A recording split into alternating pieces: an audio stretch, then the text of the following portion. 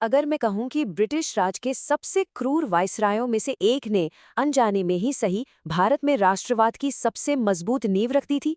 जी हाँ, आज के इस ऐतिहासिक विश्लेषण में हम बात कर रहे हैं लॉर्ड लिटन की, जिनका 1876 से 1880 तक का मात्र 4 साल का कार्यकाल भारतीय इतिहास की दिशा बदलने वाला साबित हुआ।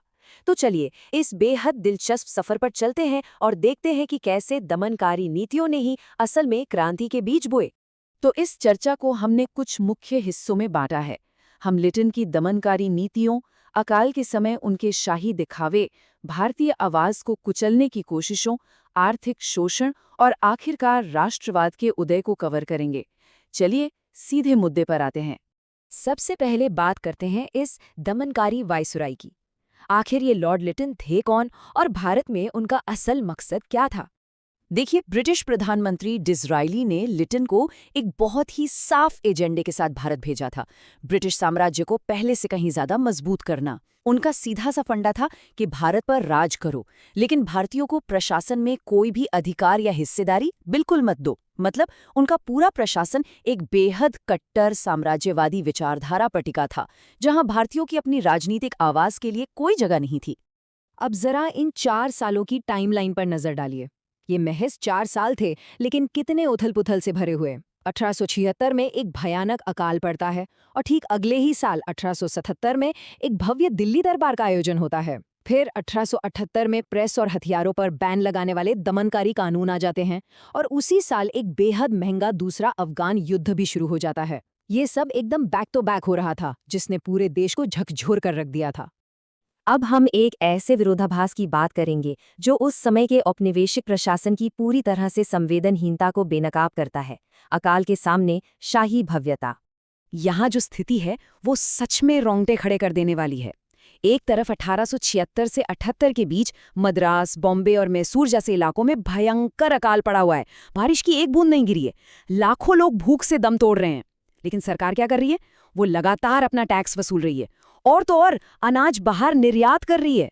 और दूसरी तरफ देखिए, ठीक उसी वक्त 1877 में दिल्ली में एक आलीशान दरबार सजाया जा रहा है। महारानी विक्टोरिया को एम्प्रेस ऑफ इंडिया घोषित करने के लिए पानी की तरह पैसा बहाया जा रहा है।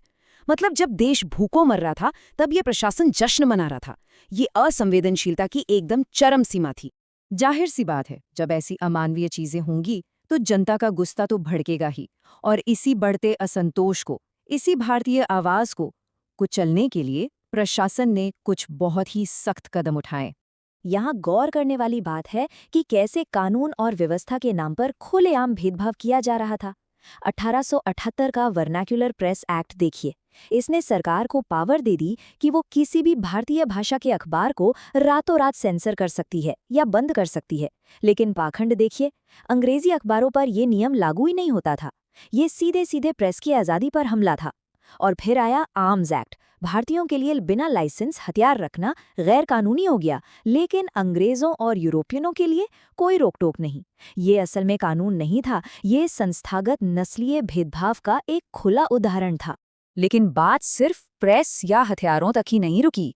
ये भेदभाव बहुत गहराई तक फैल चुका था, खासकर हमारी अर्थव्यवस्था और सिविल सेवाओं में।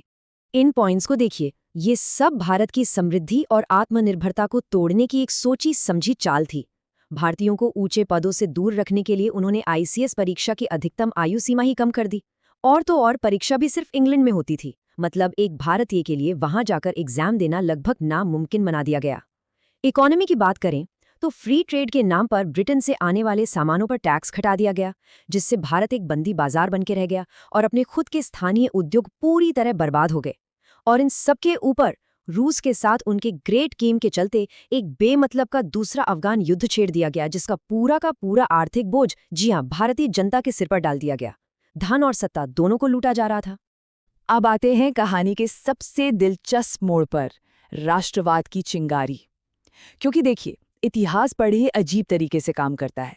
आप किसी को कितना भी दबा लें, शुद्ध दमन शायद ही कभी स्थायी खामोशी ला पाता है।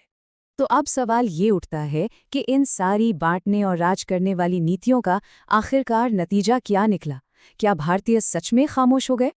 बिल्कुल नहीं। और यही इस पूरे दौर का सबसे बड़ा ऐतिहासिक विरोधाभास है। लिटिन के इस कठोर शासन, खुलेआम नस्ली भेदभाव और अकाल के दौरान दिखाई गई उस क्रूर लापरवाही ने दरअसल भारतीयों को बांटने के बजाय उन्हें एकजुट कर दिया। प्रेस पर नियंत्रण और प्रशासन से बाहर रखे जाने के एहसास ने पढ़े लिखे भारतीयों को ये समझा दिया कि उन्हें अब अंग्रेजी शासन के खिलाफ एक होना ही पड़ेगा। जिस आवाज को कुचलने की कोशिश हो रही थी, उसी ने आगे चलकर एक बहुत बड़ा रूप ले लिया और इसी एकजुटता ने सीधे तौर पर भारतीय राष्ट्रीय कांग्रेस की स्थापना के लिए एक मजबूत नींव तैयार की।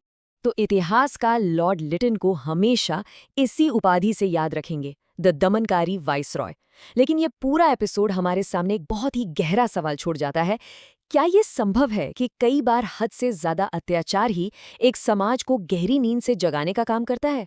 लिटन का ये कार्यकाल हमें यही सिखाता है कि दमन जितना कठोर होता है, क्रांति की चिंगारी उतनी ही तेजी से भड़कती है। इसी विचार के साथ हम आज का ये विश्लेषण यहीं समाप्त करते हैं। वीडियो पसंद आए हो तो लाइक और सब्सक्राइब जरूर करने ताकि हम आपके लिए और ऐसी वीडियोस बना सके।